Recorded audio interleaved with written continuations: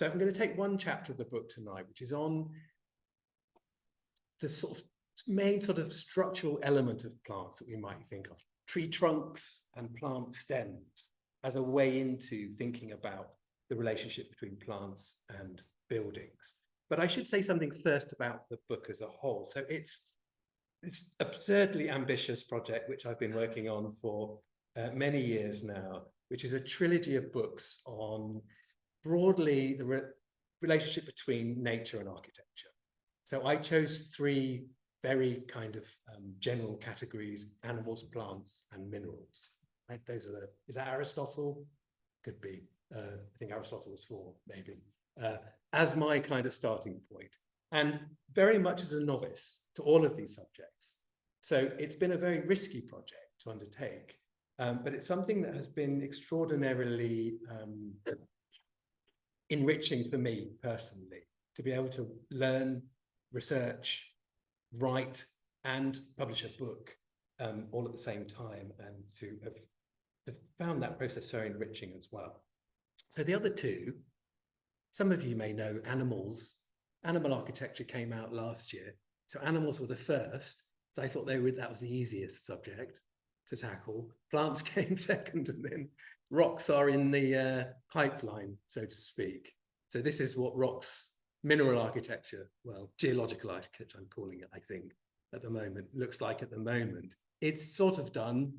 It's being looked at by an eminent geologist at the moment, which is giving me a bit of the fear about the writing, but so far so good.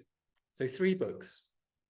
So plants is it's a kind of survey looking at the various sort of, I guess, the morphology of plants, the bits of plants, the sense of plants as structures in their own right: leaves, roots, flowers, stems, branches, as a way of thinking analogically about their relationship to human buildings. Sometimes it is metaphorical, the comparisons I'm making. Sometimes they are more literal. Sometimes they are positive, sometimes negative. Sometimes there are great differences as well that I explore in the book as well.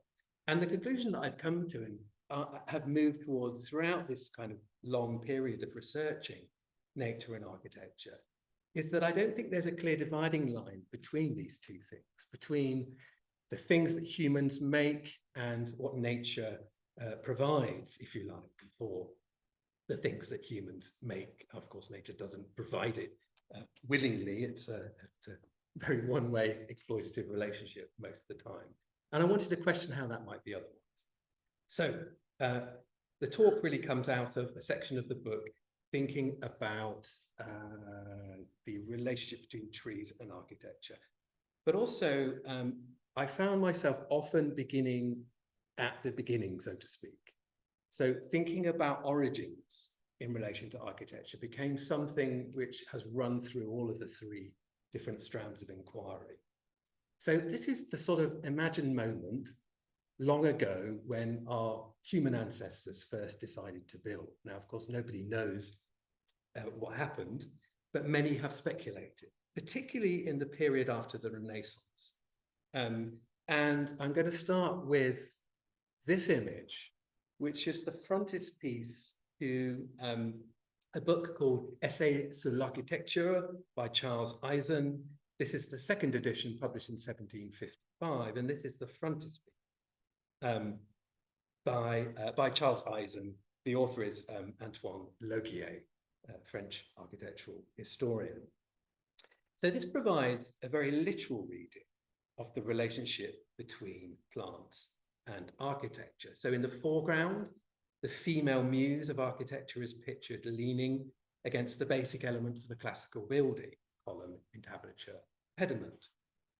And she points to a rustic cabin in the background, which is made entirely from trees. Indeed, the 4 principal structural columns are the trunks of living trees. A passing human found them growing in this conveniently geometrical arrangement. Then above these, the tree branches already suggest the form of a roof, a canopy, if you like, with some of the fallen branches added to emphasize and reinforce this sense of a truss structure emerging.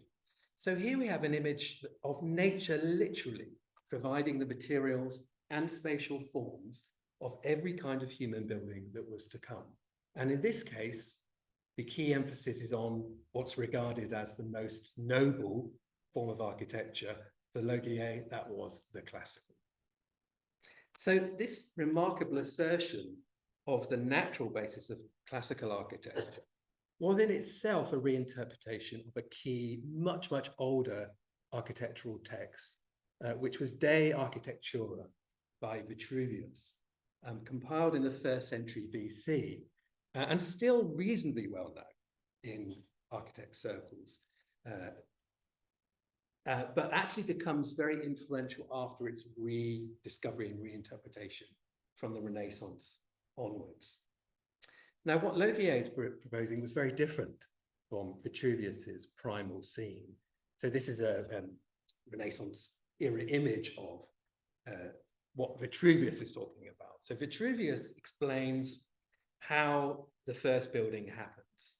So a wildfire creates a clearing in an otherwise impenetrable primal forest. So for the first time, humans are able to gather in large numbers.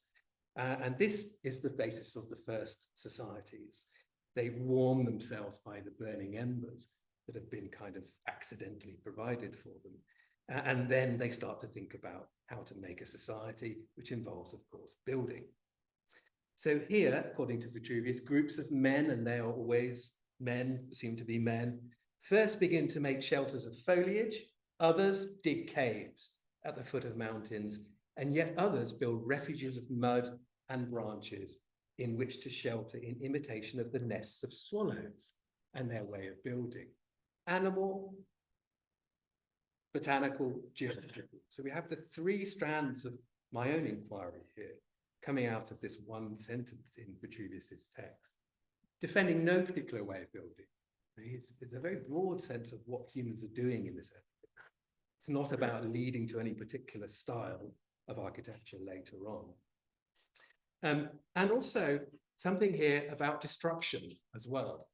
Nature is destructive, fire destroys, and its destruction is really at the heart of what makes human habitation of this natural landscape possible in the first place.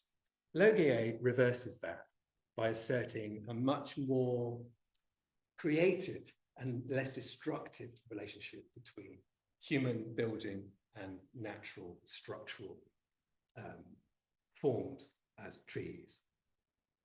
Now, in recent years, given the rising and growing awareness of the environmental destructiveness of the construction industry, this is something I always ask my students. Anybody know what the percentage of carbon emissions, global carbon emissions, are caused by the construction industry?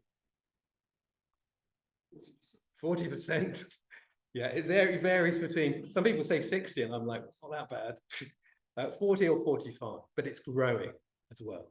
And it's by far the largest single sector in terms of industrial sector contributing to global carbon emissions. And that's mostly just to building material, right? Steel and concrete. Vast, vast quantities of energy required to make these materials. So I think it's not unsurprising to see a renewed interest in these questions of origins. And this is a project I was particularly drawn to. Architects Martin Miller and Caroline O'Donnell created their own primitive hut in 2017. And it's actually comprised of a lattice made from interlocking pieces of plywood. And this structure actually functions as a support for those trees that you can see growing. Those are maple trees, red maple saplings growing within the midst of this structure. And eventually, over time, this structure becomes food for the trees and gradually disintegrates as the trees grow, reversing Laugier's equation, right, of organic growth. Plants existing for humans. In this case, it's the other way around. And they even updated Eisen's image. So this, going back to the muse. So here's the muse. And the, is it a cherub, the little naked child? In a contemporary setting, right? And in this case, They're not even interested in architecture anymore. They're just able to not care at all about building because the building's not for them, right? It's not of their concern. Okay, I'm going to leave these two out, actually. Right. So hollows. So towards the end of his celebrated book, Walden, published in 1854, Henry Thoreau mentioned in passing a, quote, man in my neighborhood who lives in a hollow tree. Thoreau had never met this particular fellow, but he'd heard from others that he possessed what he termed regal manners.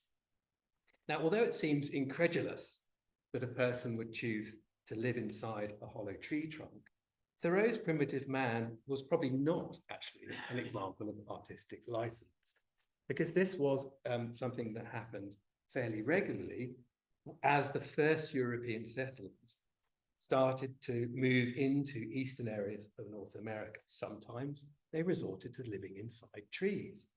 Samuel and John Pringle, these were two British soldiers, brothers, deserted the French and Indian War in 1761 and escaped to a valley in West Virginia. And from 1764, the brothers lived inside this hollow sycamore tree. And these are still some of the largest trees in this part of the United States. After the war ended in 1767, so they inhabited it for 3 years, the brothers left their tree before Samuel returned to live in the tree with his wife the following year, and actually then established a settlement in the area. And the descendant of the tree is now protected by law. It has a fence around it and this helpful signage as well. Now, at the end of the 19th century, as railways penetrated the entire continent, many of North America's ancient trees had already been felled for timber, leading to another kind of primitive hut that made use of the largest of the remaining stumps, particularly ancient sequoias cut down by loggers in Oregon, Washington, and California. Nice ringtone. It's all right. So these are essentially immovable objects in the landscape. It's much more difficult to dig them out of the ground than just to leave them there. So they become appropriated as sheds, huts, houses, even dance floors and hotels in some cases. So Cedar Stump House was photographed by Darius Kinsey at the turn of the 20th century. And it was built by Swedish immigrant Gustav Lennström, a vast sequoia stump that was hollowed out and roofed over and provided what the local newspaper termed a comfortable apartment for a 5-person family who resided there. I don't know who these 3 gentlemen are. They all look like the same person for some reason. So I'm not sure. So although this house became a local novelty, it was eventually removed after Lennström died.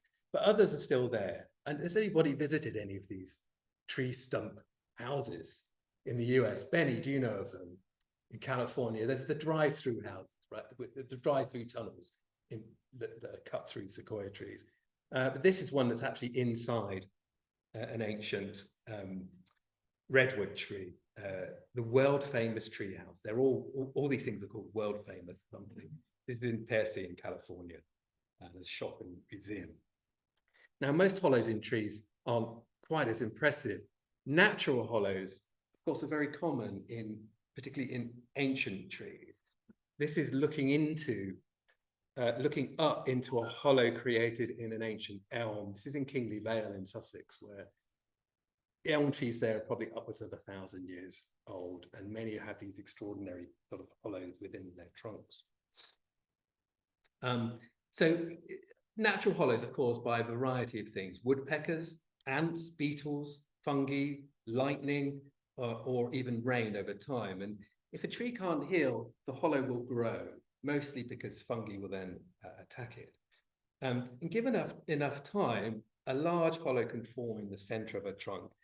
And often the survival of the tree isn't particularly affected by the size of the hollow, so that the tree can go on living. So a really interesting example that I discovered in the research was the hollow elm of Hampstead. Anybody know of this famous tree? This is from the 18th century. And it became a tourist attraction. It was on the summit of Hampstead Heath originally. And a local entrepreneur decided to construct a staircase within the trunk. So you can see here the entrance to it, and charge people to ascend the staircase to this octagonal turret fixed in the branches 30 feet above the ground. And visitors are also encouraged to buy an annotated engraving with lots of poems celebrating the experience of climbing this tree and the wondrous view from its summit. And even as the tree continued to survive in the 19th century, I think it disappeared at some point in the 19th century. There's no record of it in recent years. I think this is like a pre-modern skyscraper. So in recent years, there has been a tendency, now that both of these projects, as far as I know, haven't been realized. The Tulip in London was notoriously rejected by, was it Sadiq Khan who rejected it? I think it was 2019. But there have been other proposals for essentially observation decks and nothing else. So a giant kind of tree trunk in the manner of the hollow elm of Hampstead, but in this kind of contemporary context. The left-hand side is Bangkok Observation Tower, which has been approved, but as far as I know, hasn't yet been started. And the Tulip in London by Foster, I believe, again, notorious and rejected, but it still is a kind of an axiom today that many of the tallest buildings in the world are at least partially funded by the observation platforms that are built on their summits at the very top. And the Shard is a good example. The first few years, the Shard was almost entirely financed by payment to go to the view on the top of the Shard as well. And in a sense, I think going back to these early examples shows that there's, firstly, that this idea of monetizing the heights is nothing new, but also that there might be other ways of doing it. Now, I'm not suggesting you hollow out trees and do this again, but actually the very idea of building high, in a sense, to attain a view could be considered in a radically different way, I think. Now, ancient hollow trees are often regarded as sacred as well. So some of the largest girth trees in Japan, camphors, function as Shinto shrines. This one here at Takeo is still used as a shrine. And there are also sacred trees in the Christian tradition as well. This is one in Kavrita in Greece, built inside an ancient plane tree. And also this extraordinary example in northern France, the Chêne Chapel in Allouville in Brittany, I believe, built inside a hollow common oak in 1696 by a local priest, with another room for a hermit added soon after. It doesn't still contain a hermit, I don't think. So it's a remarkable survival of the French Revolution, and it's been, over the years, been modified. So propped up by these crutches, steel wires. It's not more of a cyborg than a tree now. It doesn't even have its bark. This is all bark that's been replaced. But an extraordinary survivor nonetheless. It's believed that it could be 750 years old. Now, this Christianization of hollow trees is about sort of surpassing these older pagan associations, which include green men. Of course, the green men we see in many ornamented Christian architecture, not really necessarily as a survival of the pagan, but a kind of attempt to incorporate it within Christian iconography. So these are generally malign beings that are believed to reside in the hollows of ancient trees. In southern Sweden, this common oak, with one of the largest girths in Europe at Kilvilken, is said, I think that's right, is said to house a green man inside its hollow trunk. And this is an ancient pagan symbol of fertility.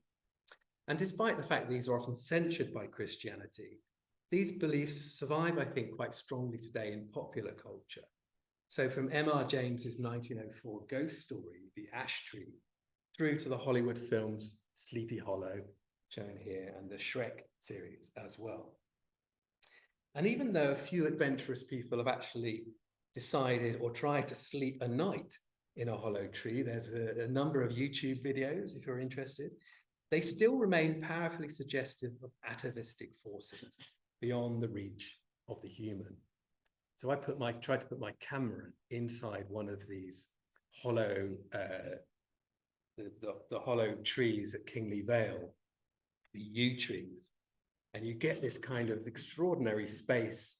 There's often a mixture of rotting heartwood, pools of stagnant water, and spider webs as well. More like like a cadaver, I think, a corpse-like space rather than a cozy shelter. Hardly surprising, I think, that they might be seen as the abode of malignant beings. So the idea that human construction might grow out of nature was and still is a long-held dream amongst architects, artists, and theorists as well. And I think this reflects another type of human engagement with trees, which is the practice of grafting. Now, grafting was probably first practiced by humans observing what certain plants do already.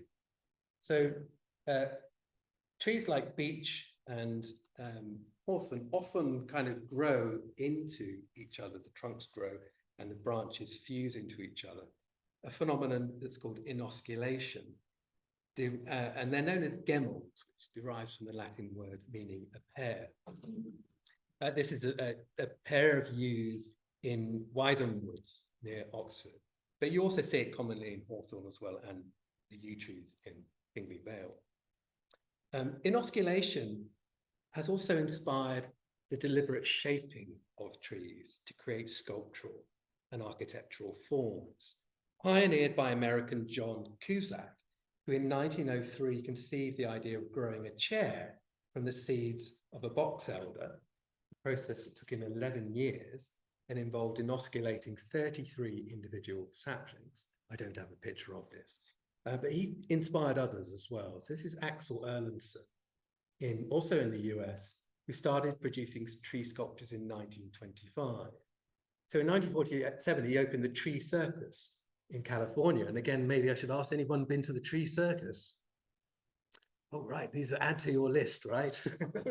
I mean, many of these I wasn't able to go to either, and I would absolutely love to go to the Tree Circus. So in Basket Tree, on the right there is one example of his works. It's this thick sycamores planted in a circle and grafted to create a single perforated diamond-shaped trunk. What I find really interesting is that these kind of plants are everywhere now. You can buy these in IKEA. They're grafted sort of hexagonal shape. So it's remarkable that this practice has now become quite common, but on a much smaller scale, I think, generally. The practice was given a name by another practitioner, Richard Reeves, who's called it arbor sculpture. And he's written 2 or 3 books on this practice as well. And he's based in Oregon. And he's argued really for the first time for an architectural application of this form of grafting to produce living buildings. And this is him in his Tree Dome project, which was begun in 2001 in central Germany. And he extends Erlandson's technique by growing 2 distinct latticework structures together to create a kind of a sort of habitable structure, if you like, hundreds of individual saplings. And over decades, these will be shaped into multi-room dwellings that will also function as orchards. He's got this vision of people sort of just picking fruit off the walls of their house in this kind of very direct sense of nature being in our houses, if you like. The problem, and I think it's the problem with all these structures, is that nobody lives in them, right? There is a problem of how we square this notion of plant growth into human desire and particularly human comfort, right? And the most sophisticated recent example has been the work of 3 German architects who go by the name of Botanic, which means botanic building. And they've used pre-grown grafted trees to create multi-level structures for the first time. This is a rendering of structure that they propose for the future. they've only managed to do 3 main structures so far. This is a bridge or a walkway that's created, begun in 2005, a 3-story structure, again, I think from 2009. And this structure, which I think is the most sophisticated, the plane tree queue in Nagold, begun in 2012. These are grafted plane trees supported on 6 levels by a steel scaffold and an artificial irrigation system. So the bottom layers they're planted, well, actually they're not. They usually are planted into the ground, but here they're planted into pots. But you get this kind of multi-level structure that over time, the inosculation forms a kind of rigid structure as the outer kind of facade of it, if you like. Now, this kind of openness to development over time is generally sidelined in most conventional construction, particularly when completion is viewed as a necessary part of the design process, even if in reality a building is always undergoing change. This really takes it and makes a virtue of that change. Botanic are attempting to mitigate, I think, here, the catastrophic environmental consequences of building with non-renewable extractive materials. And again, it's concrete and steel, I think, that they have in mind here. They're suggesting that human buildings ought to be capable of exhibiting their own agency, albeit within the strict confines of a design rationale imposed by the architects. Again, I think the question is actually, are these habitable structures? In emphasizing a largely technological fusion of nature and artifice, they draw us back from wider implications and the undoubted problems, I think, of trying to bring together trees and people more closely, if you like, in our buildings. What does that mean in terms of us adapting to the tree? How are our desires going to change when we're living in a structure that's basically continuing to change and grow over time? How will we put our infrastructure into these buildings? Infrastructure is the biggest problem, I think, in terms of squaring it with something that's continuing to grow. Okay. I just want to think about, finally, about growth. Anybody know this building here?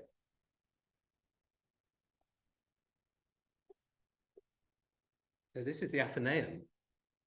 It's down the road, isn't it? Yeah, in the height of summer. And I was very, very sniffy about green walls until I saw this one by Patrick Blanc, who's the real, the master of the green wall. Really started it in the 1990s.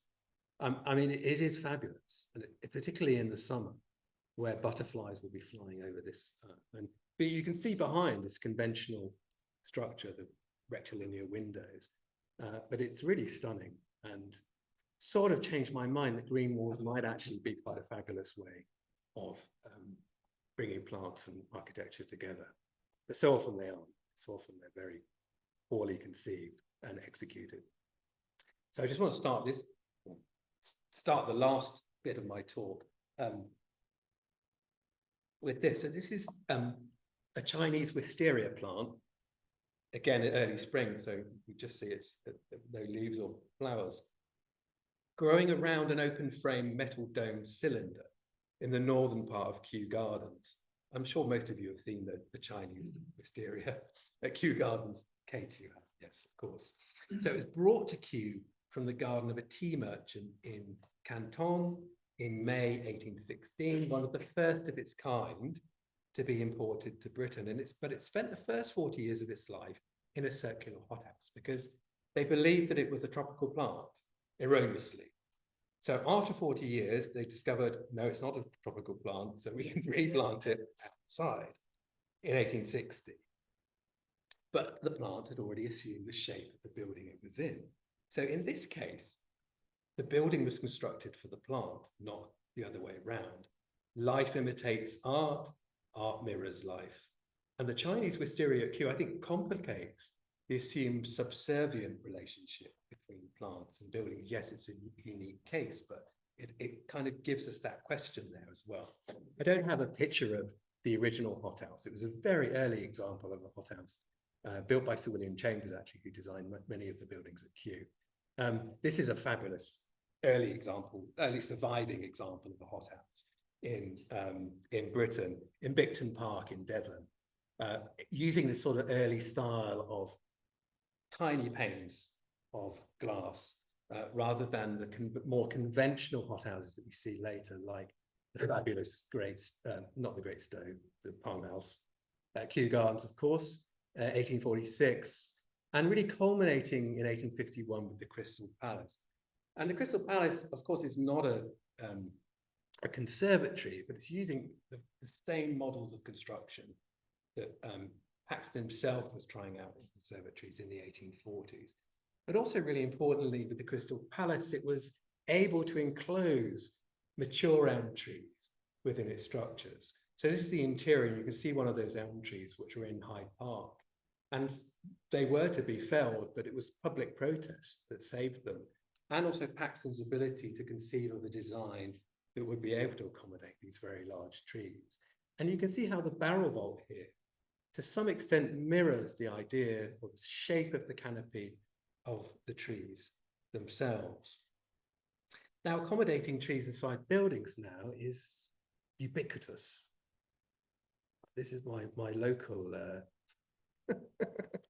my local wonder, the Trafford Centre on the edge of Manchester, that has palm trees. I mean, these are not necessarily fully grown, but they're quite large trees. I know palms aren't trees, are they? Large plants in their own right, in very big pots, but ubiquitous kind of practice now as well. Even whole communities of plants can now be brought into the fabric of buildings. And I think the most famous example in recent years is Stefano Boeri's Bosco Verticale. These are twin apartment towers in Milan. Anybody seen these in the flesh? You've seen them, Will. In the summer? Inside and outside. Inside and outside, okay. I'll ask you later what you think of them. They've often had very rapturous praise, haven't they, in the architectural press, as exemplar green buildings. Not least because they look so green, right? But it is as superficial as that, I think, because these are trees that are very constrained in their planters. So they're basically in giant planters on the balconies there. But also, it conceals something about the resources necessary to make buildings like this, and also to maintain the plant life that has been imported into the building. There's nothing radical about these buildings if you take plants away. They are conventional concrete, steel structures, and also with a luxury model of apartments as well, which doesn't key into a sort of serious, sustainable ethos as well. And nature got its own back. So when Boeri scaled up his project in China, this whole district of Nanjing, 8 towers, they became infested with swarms of dengue-carrying mosquitoes. And in July 2021, it was reported that only 10 of the 800 plus units were actually occupied. And the plants, of course, were going back to the condition of the forest, usually favored by these insects. Now, I don't know what the situation is now, but it's an interesting case of this unexpected consequences, right? Now, finally, just want to think about a much more prosaic practice of melding trees and buildings. And I'm sure it's something you're all familiar with. Willow weaving seems to be something that is practiced quite widely.